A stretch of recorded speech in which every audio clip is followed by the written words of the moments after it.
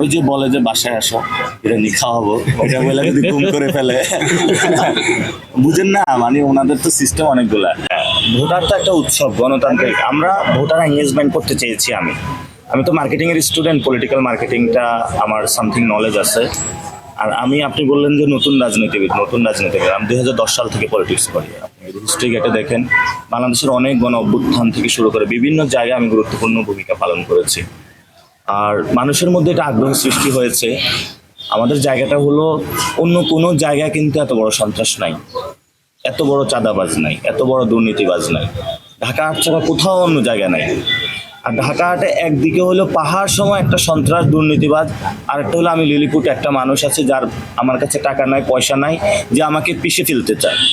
এটা জালেম মুসলিমের লড়াই।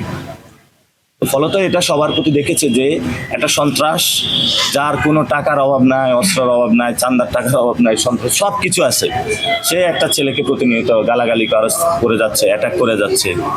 মানুষ আমার প্রতি দেখেছে যে একটা ছেলে প্রচার করে যাচ্ছে এবং এই ছেলেটা সৎ, সে জায়গাটা থেকে আলোচনাটা উঠেছে। এবং উনি তো জেনজিদেরকে খেপিয়েছেন। জেনজিদেরকে যখন খেপানো হয়, জেনজিদের কিন্তু অনেক টেকনিক আছে, যেটা তারা গণ অভ্যুত্থানও অ্যাপ্লাই করেছিল, তো তারা এখন এটা অ্যাপ্লাই করা শুরু করেছে। আর বিশেষত উনি মহিলাদের বোরকা নিয়ে কমেন্ট করা, এগুলাতে অনেক বিদ্রুপমূলক কথা রেখেছেন, যেটা এখন সাংবাদিকদের বিরুদ্ধে স্পাইগিরি করতেছে। আপনি সাংবাদিক যারা আছেন, ওনারা তো কষ্ট পাবেন না তারা, তখন উনি যে কথাটা বলছে, আপনি তো তাকে ভোট দিতে যাবেন না। এখন এখানে অনেক পশুপ্রেমী রয়েছে, ওই যে বলে যে বাসায় আসো বিরিয়ানি খাওয়াবো, ওইটা বলে যদি গুম করে ফেলে বুঝেন না, মানে ওনাদের তো সিস্টেম অনেকগুলা।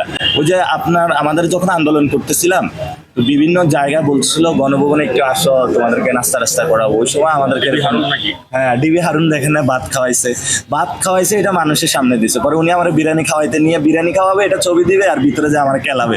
আমার ওই কেলানি খাওয়ার তো দরকার নাই, গুম করে ফেলে আমার টের পাওয়া যাবে না। যে এরশাদ শিকদার নাকি কারো গুম করে হলো মাগুর মাছকে খাওয়াইতো, এখন ওনার ওইখানে আল্লাহ জানে কোন মাছ আছে, পরে খাওয়াই ফেলা। আমার দরকার নাই তো এরকম রিস্কে পড়ার আমার।